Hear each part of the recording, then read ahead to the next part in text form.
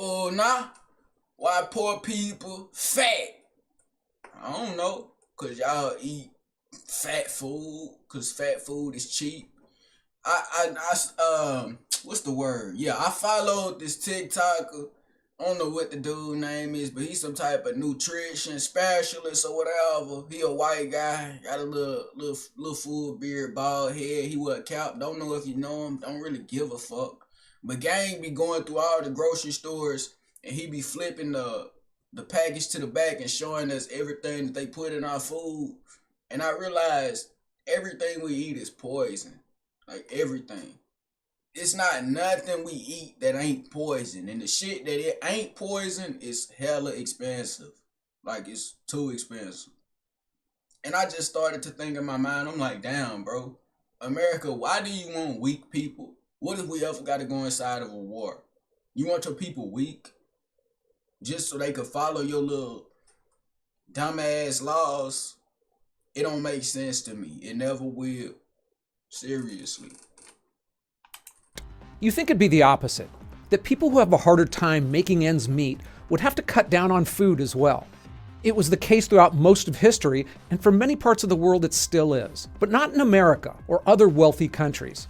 In many parts of the world it still is, but not in America. That motherfucker stank. Hey, I know that. Hey, that's that Paradise PD type of build. Who that nigga is off Paradise PD? That's Malloy. I don't know. It's somebody. Who that nigga off Paradise PD that's fat? That's his build. Or other wealthy countries. The data is clear that being poor in those countries raises your odds of being overweight, especially if you're a woman. Why? Search online and you'll hear two things. Healthy food costs too much, and poor neighborhoods are fast food wastelands. But the truth is messier and a lot more uncomfortable. I'm Ken LaCourte, and here I dig into questions. I'll give it patterns do we see? We'll look at the easy answers that are commonly believed but don't tell the whole story. We'll examine the harder truths that experts don't talk enough about. I just said I don't care, Ken. Get to it. The fuck? What is that waterbed? Jesus. Have you ever been on a waterbed? I have. I pissed in it. Got a bad whooping behind that one, but life memories, life lessons. Poverty and obesity often go hand in hand. In some counties, nearly half of all residents are obese. And it wasn't the case throughout most of humanity. Decades ago, being poor meant being thin. In the 1940s, if you were broke, you were likely underfed. Now you're not, and that's a major reversal. These stats mainly come from the United States, but it's an issue that we see in most wealthy countries, especially Western ones like the UK, Canada, Australia, Western Europe. And in lower income countries, the old patterns stay the same. Obesity is higher among the wealthy. The CDC's National Health Nutrition Survey and others routinely show the same correlations. Women in the lowest income bracket are 44% more likely to be obese than those in the highest. And adults without a college degree are 35% more likely to be obese. Race adds another layer. Half of Black American adults are obese, the highest rating among any major group, largely driven by African American women. Hispanics follow. God damn that! Why? Why? Why? Wait, did it say women? Did it say women? Highest rating among. Race adds another layer. Half of Black American adults are obese, the highest rating among any major group, largely driven by African American women. Hispanic. I know it! You son of a bitch! Now get in the gym, please. Get in the gym. We must lower our stats, bro. We ahead on a lot of things. We can't be ahead on that. That nigga said specifically women. You wanna know why? Cause y'all is this little damsel in distress that feels the need to not go to the gym or not do any physical activities with your body because you feel like it's entirely too manly for some odd apparent reasoning. I don't know why. Let's get that one checked out for sure. Follow at 45.6%, so pretty close. Whites at 41.4%, with Asian Americans far behind. And black women break the mold a little bit as well because their obesity rates are high, over 50% higher, across the board, poor or wealthy. And geographically, the pattern holds as well. The poorest regions, like West Virginia, Mississippi, rural Kentucky, they top the obesity charts. All of this, unsurprisingly, has a direct overlap to serious health problems.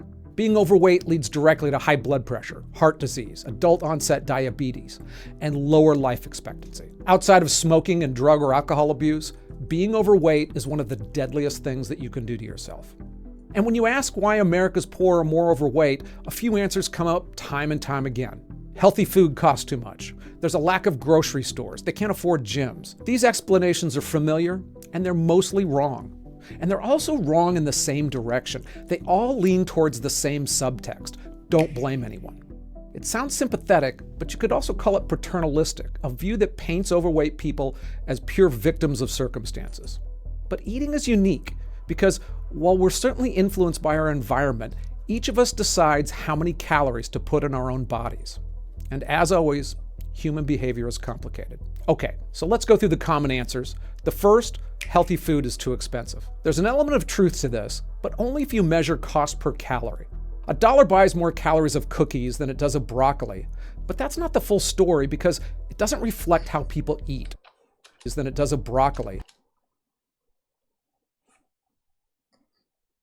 Vegetables? Are you fucking serious? Remove vegetables out of the equation and let's put fruit. You feel me? Let's put fruit. Definitely. Broccoli, disgusting. The only good vegetable is corn. That's it. The rest of them you can keep. Well, a salad good too. A salad can be refreshing. And I don't need no salad with all that meat and shit. Just give me a salad. You could be light on the ranch because I really don't fuck with ranch, but I need a little wetness to that dry ass lettuce. It can be refreshing. Yeah, for sure. But that's not the full story because it doesn't reflect how people eat. You don't buy a meal based on its calories. You buy based on how filling and satisfying it feels. And plenty of healthy foods are cheap. So I buy most of my food from Target, right near San Francisco. So a cheap store in a very expensive region. For me, frozen chicken breasts are about $2 a piece, an extra $1 or so for a fish like salmon. I can add in fresh veggies for under $2 and a carb like brown rice for like 15 cents more. All of that combined is cheaper than a medium bag of Doritos, for instance, which would Hey, bro. 15 cents more. All of that. Hey, for real. Hey, stay away from this. Stay away from all that flaming hot shit, like dead ass gang. I ain't even joking, my nigga. Stay away from that shit, bro. That shit kills your gut. You gonna have bad stomach problems. I ain't even gonna lie to you, nigga. Nigga, when I was a kid, I used to overeat that shit. I love spicy chips. But now, as I've aged in life, keep that damn poison away from me. Keep it away. Seriously. Combined is cheaper than a medium bag of Doritos, for instance, which would have about 3 times as many calories. And I could also eat it in one setting. And eating at home is always cheaper than fast food. A Big Mac meal in my region costs about $13.50. And you still ate The Harvard School of Public Health looked at wealthy countries overall and found that the healthiest diets cost about $1.50 more per day than the least healthy. Now, that's not an insignificant for a family on the edge, but it's a mistake to think that if I limited your money, somehow you'd be guided into heavily processed foods or sugary drinks. And ironically, the government is helping subsidize junk food. In the United States, 42 million people are on SNAP, the Supplemental Nutrition Assistance Program. That's 12% of the population. Now, you can't buy alcohol or deodorant with it, but you can buy candy and soft drinks and chips. And as it turns out, about 23% of that money is spent on that kind of junk food. Now, there are proposals to stop it, but the makers of candy and soft drinks, they spend millions of dollars lobbying politicians to keep those products eligible for welfare money. So we'll see what happens. There's also blame pointed at food deserts, which means some people live far from a full-blown grocery store and closer to a quickie mart. But when researchers looked at what happens when a new grocery store opens up in a food desert, the answer is not much. A study in Philadelphia found that adding a supermarket didn't change people's weight or improve their diets, People just don't start eating vegetables because they were closer to them. And finally, there's the notion of exercise.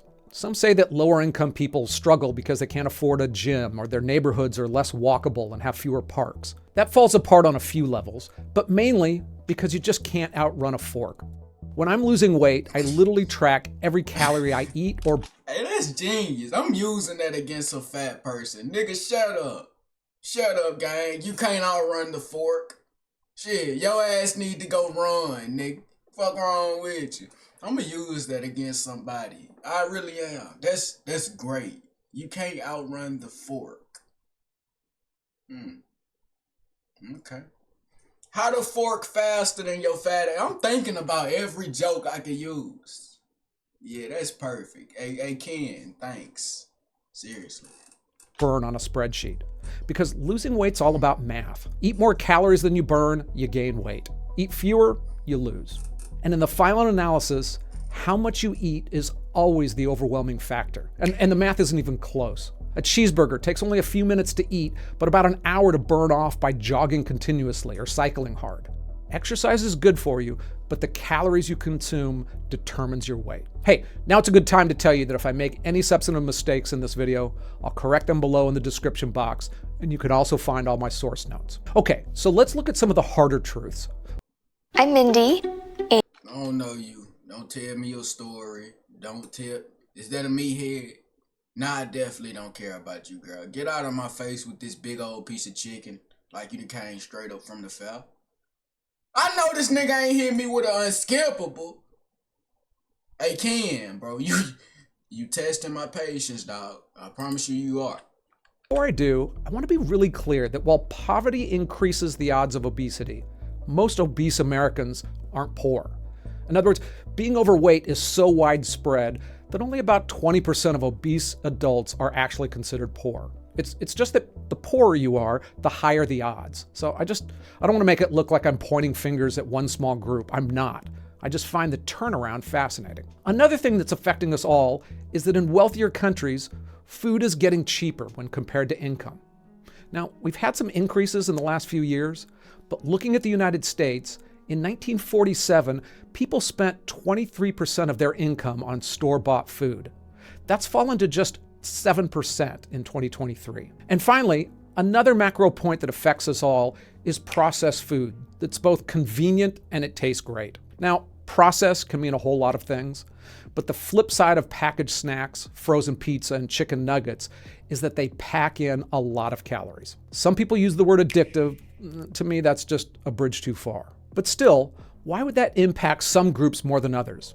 A strong clue can be found by looking at immigrants, especially because they change over time. First-generation immigrants, especially from Latin America, Asia, and Africa, they often arrive lean. They eat different foods, they move more, and they stay thinner than those born in America for a while. As it turns out, obesity rates among immigrants climb dramatically the longer they live here. One paper found that among new arrivals, after 15 years in the United States, their obesity rates double. It was the same people and the same income levels, but now with new habits. And it's not just weight. Health incomes overall decline. Poor Latino immigrants entering the United States actually live longer than most Americans. But as they adopt the American diet and lifestyle, that edge disappears.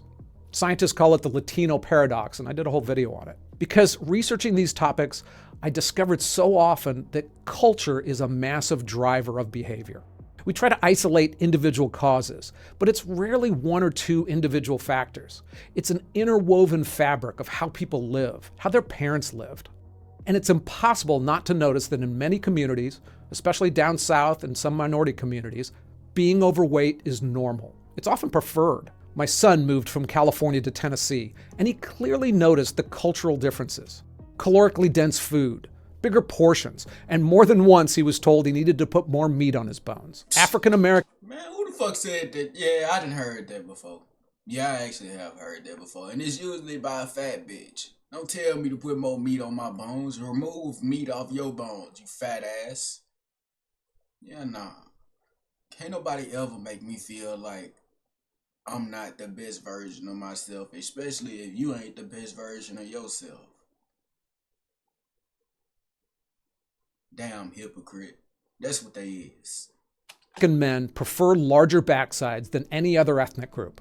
It was another one that I did a whole video. Studies also bodies that black women are also twice as likely as white women to be accepting of their own bodies when they're heavy. So,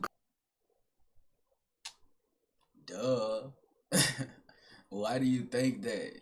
Because they don't want to go to the gym? Of course you're going to accept all your flaws if you can't change them. But they can change them, they just don't want to, so you gotta accept it. Clearly, in some communities, being thick isn't a liability, it's a compliment. And that matters. If your neighborhood, your family, and your culture, they don't see obesity as a problem, there's little internal pressure to change. And when everyone around you looks the same, you stop seeing the size as unusual. Now, I've often weighed more than I should have, and my natural eating state is to be chubby, because I just like eating food.